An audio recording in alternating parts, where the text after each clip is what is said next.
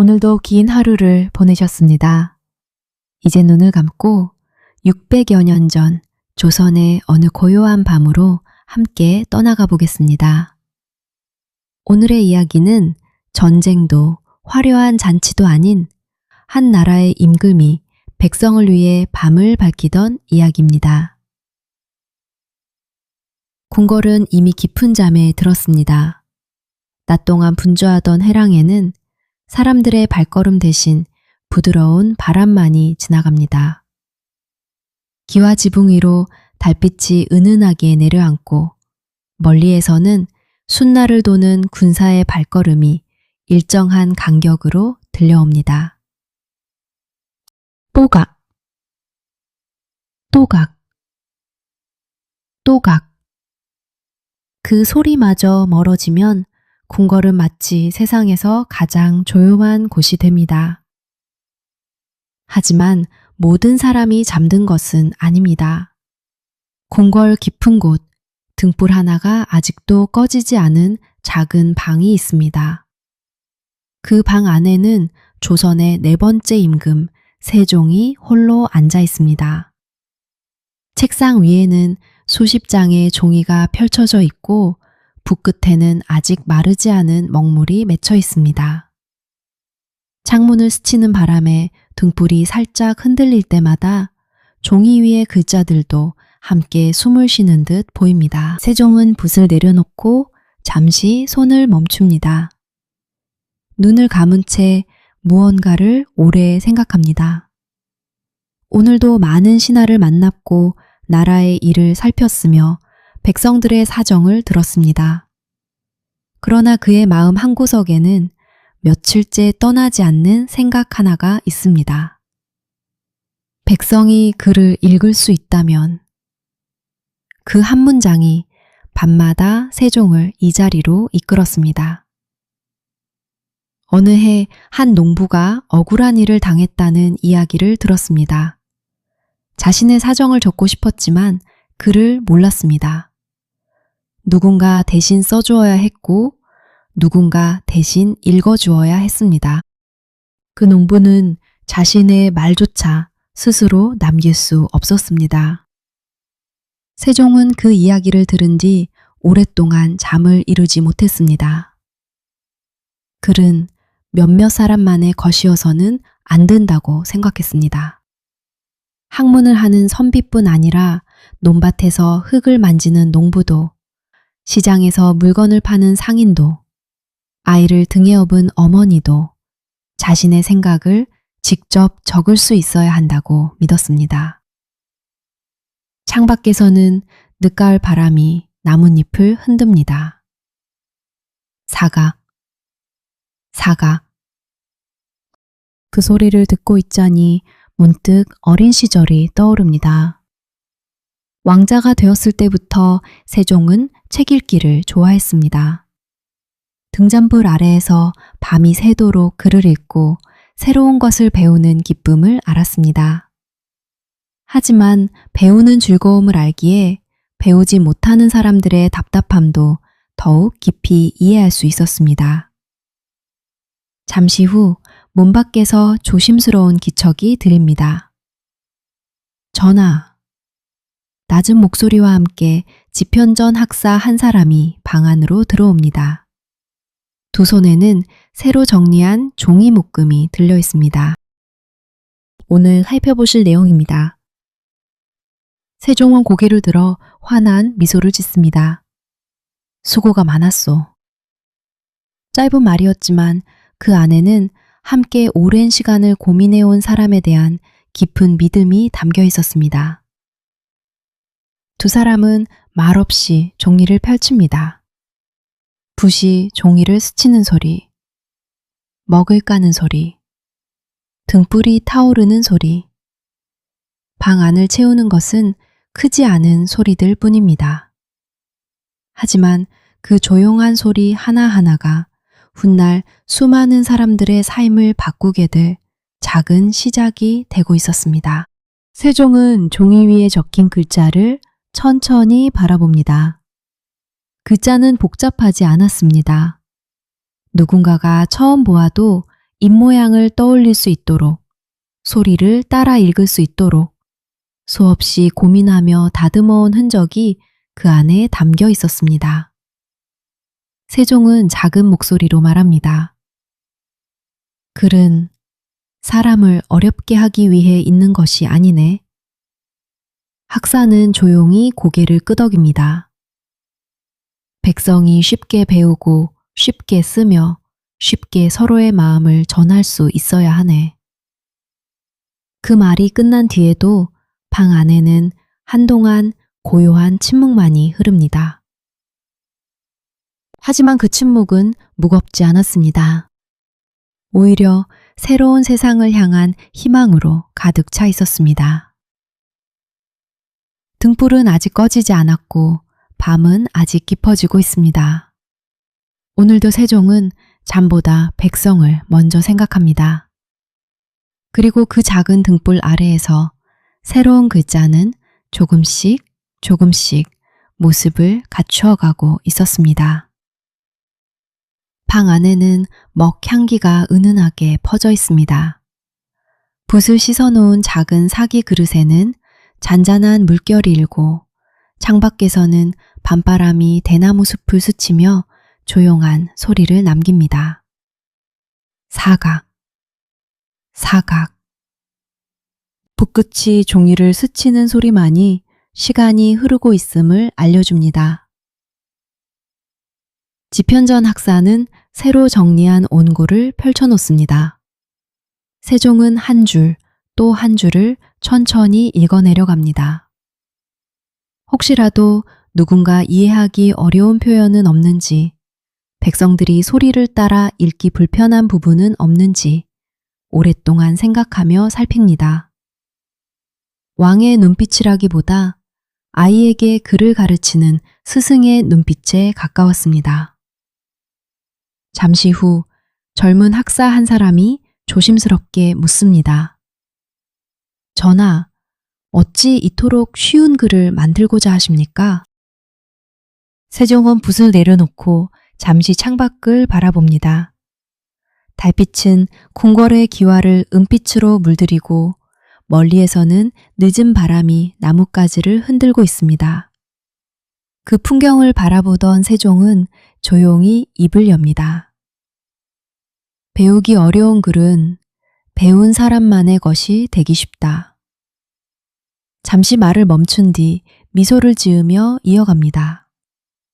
하지만 쉬운 글은 세상 모든 사람의 것이 될 수 있지. 학사들은 아무 말도 하지 못합니다. 그 짧은 한마디 안에 임금의 오랜 고민이 담겨 있었기 때문입니다. 세종은 문득 궁궐 밖의 세상을 떠올립니다. 동이 트기 전 논으로 향하는 농부, 새벽부터 장터를 준비하는 상인, 아이를 업은 채 아궁이에 불을 지피는 어머니. 그들은 하루를 살아가기에도 바쁩니다. 긴 시간을 들여 한자를 익히는 일은 누군가에게는 너무 먼 이야기였습니다. 세종은 마음속으로 생각합니다. 만약 아이가 자신의 이름을 직접 쓸 수 있다면, 어머니가 멀리 떠난 자식에게 편지를 보낼 수 있다면, 농부가 억울한 일을 겪었을 때 스스로 자신의 사정을 적을 수 있다면, 그것만으로도 세상은 조금 더 따뜻해지지 않을까? 등불의 불꽃이 살짝 흔들립니다. 기름이 거의 다해가는 모양입니다. 곁에 있던 학사가 조용히 기름을 채워 넣습니다. 불빛은 다시 환하게 살아납니다. 세종은 그 모습을 바라보다가 작게 웃습니다. 등불도 기름이 있어야 오래 빛나듯 나라도 백성이 있어야 오래 빛나는 법이네. 방 안은 다시 조용해집니다. 하지만 그 침묵은 무겁지 않습니다. 같은 뜻을 품은 사람들이 함께 있을 때의 편안한 고요함이었습니다. 어느새 밤은 자정을 훌쩍 넘었습니다. 궁궐의 대부분은 깊은 잠에 들었지만 이 작은 서재에서는 아직도 한 장, 또 한 장의 종이가 채워지고 있습니다. 누군가는 붓을 정리하고, 누군가는 먹을 갈며, 누군가는 조용히 원고를 읽습니다. 말은 많지 않았지만 모두가 같은 마음이었습니다. 백성들이 쉽게 배우고, 쉽게 읽고, 쉽게 자신의 마음을 전할 수 있기를. 잠시 후 세종은 붓을 내려놓고 창가로 걸어갑니다. 차가운 밤 공기가 살며시 얼굴을 스칩니다. 하늘에는 수많은 별이 반짝이고 둥근 달은 한양의 지붕들을 은은하게 비추고 있습니다. 세종은 눈을 감고 깊게 숨을 들이쉽니다. 그리고 마음속으로 이름도 모르는 백성들을 떠올립니다.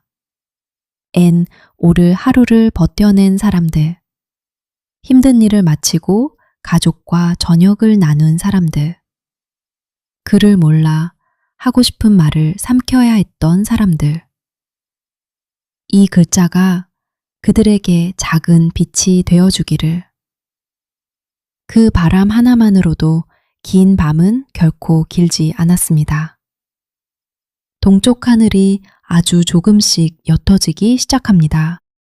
아직 새벽이라고 부르기에는 이르지만 밤은 서서히 끝을 향해 가고 있습니다. 등불 아래에서는 마지막 다듬기가 이어지고 궁궐은 여전히 고요합니다. 그 누구도 알지 못했지만 이 조용한 밤의 노력은 훗날 수백 년이 지나 수많은 사람들이 자신의 생각을 글로 남길 수 있는 소중한 씨앗이 될 것입니다.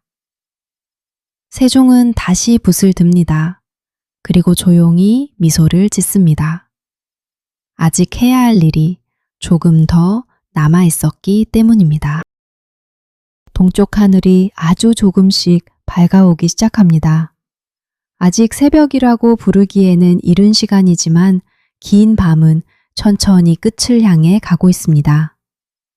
등불은 여전히 타오르고 작은 서재 안에는 붓과 종이 그리고 먹향기만이 조용히 머물러 있습니다. 세종은 밤새 펼쳐두었던 종이들을 한 장씩 천천히 넘겨봅니다. 글자를 바라보는 그의 눈빛에는 만족보다는 깊은 책임감이 담겨 있습니다. 아직도 더 쉬워질 수는 없을까? 아직도 누군가에게는 어려운 글이 아닐까? 그는 마지막 순간까지도 백성의 입장에서 그를 바라보려 합니다. 집현전 학사들은 조용히 자리를 정리하기 시작합니다. 밤새 함께했던 원고를 가지런히 모으고 붓을 씻고 먹을 덮습니다. 누구도 큰 소리를 내지 않습니다. 긴 밤을 함께 보낸 사람들만이 아는 따뜻한 침묵이 방 안을 채웁니다. 한 학사가 창밖을 바라보다가 말합니다. 전하, 곧 날이 밝겠습니다. 세종도 천천히 자리에서 일어납니다. 창호지를 통해 들어오는 새벽빛이 방 안을 은은하게 물들입니다. 밤새 흔들리던 등불은 이제 햇살에게 자리를 내어줄 준비를 합니다. 세종은 궁궐 마당으로 천천히 걸어 나갑니다. 새벽 공기는 차갑지만 맑습니다. 이슬 맺힌 풀잎 위로 첫 햇살이 조용히 내려앉고 이름 모를 새들이 나무 위에서 하루를 시작합니다.